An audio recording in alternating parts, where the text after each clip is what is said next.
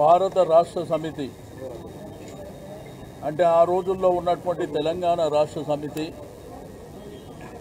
Party ఆవిర్భావం 25 వసంతాలు పూర్తి చేసుకుంటున్నటువంటి శుభ సందర్భంలో మా ప్రియతమ నాయకుడు కేసీఆర్ గారి నాయకత్వంలో మరి బ్రహ్మాండంగా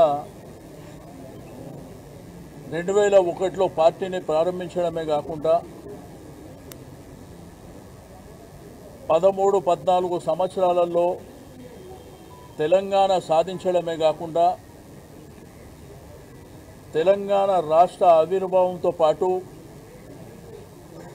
మరి ఒక ఉద్యమ నాయకుడే రాష్ట్రానికి ముఖ్యమంత్రి కావడం 10 సంవత్సరాల పరిపాలన ఈ దేశానికి ఆదర్శంగా రైతులు కానీ యువకులు కానీ మహిళలు కానీ నిరుద్యోగులు కానీ మన గ్రామీణ ప్రాంతంలో నీళ్లు కరెంటు లేకుండా సుమారు 65 సంవత్సరాలు ఇబ్బంది పడిన వాళ్లకు కేసీఆర్ గారి నాయకత్వం వారికి ఉన్నటువంటి విజన్ అనేది ఏందో ఆ 10 సంవత్సరాల స్వర్ణయుగాన్ని ప్రజలు చూసిర్రు.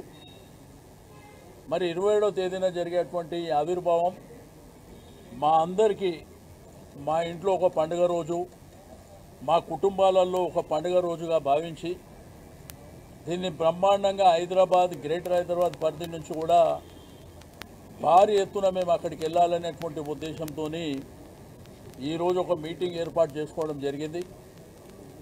రెండోది రేపు ఎల్లుండి మీకు గోషామైల్ కానివ్వండి, నాంపల్లి కానివ్వండి, కార్వాన్ కానివ్వండి, అదేవిధంగా ఖైరతాబాద్ ఈ మీటింగ్లన్నీ రేపు ఎల్లుండి శ్రవణ్ గారు, కాలేరు వెంకటేష్ గౌరవ శాసనసభ్యుల ఆధ్వర్యంలో ఆ కార్యక్రమాలు జరుగుతాయి. రెండోది అన్ని నియోజకవర్గాలలో 12, 13వ తేదీన కూడా నియోజకవర్గాల్లో మీటింగ్ జరుగుతాయి. 20వ తేదీన ఈ నెల ఇక్కడనే భవన్లో జనరల్ బాడీ మీటింగ్ జరుగుతుంది. మరి ఆ తర్వాత 27వ తారీఖున ప్రతి డివిజన్లో కూడా జెండా ఆవిష్కరణ కార్యక్రమం చేపట్టడం, బ్రహ్మాండంగా అలంకరణ చేసుకోవడం, బంటింగ్లు కానీ బ్యానర్లు కానీ కార్యకర్తల్ని సమన్వయం చేసుకొని మరి చలో వరంగల్ మహాసభకు మరి బయలుదేరి వెళ్ళడానికి మేము రూపకల్పన చేయడం జరిగింది. కాబట్టి కార్యకర్తలు, నాయకులు, సింపథైజర్స్, ప్రజలు కూడా స్వచ్ఛందంగా ముందుకొచ్చి, ఎందుకంటే ఆ బ్రహ్మాండమైనటువంటి స్వర్ణయుగాన్ని మీరు చూసిండ్రు, బ్రహ్మాండమైనటువంటి పరిపాలన చూసిండ్రు. కాంగ్రెస్ ప్రభుత్వం వచ్చినాక ఈ 1.5 సంవత్సరాలు మరి ఏమి జరుగుతుందో మన కళ్ళ ముంగట మనం చూస్తున్నాం.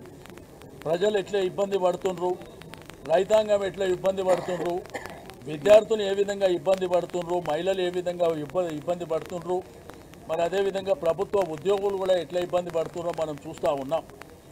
కాబట్టి మనందరం కేసీఆర్ గారికి సంఘీభావం తెలపడానికి మరి అందరూ కూడా ముందుకు రావాల్సినటువంటి అవసరం ఉన్నది అని చెప్పి నేను ఈ సందర్భంగా తెలియజేస్తూ ఉన్నాను. ఓకే, చలో వరంగల్.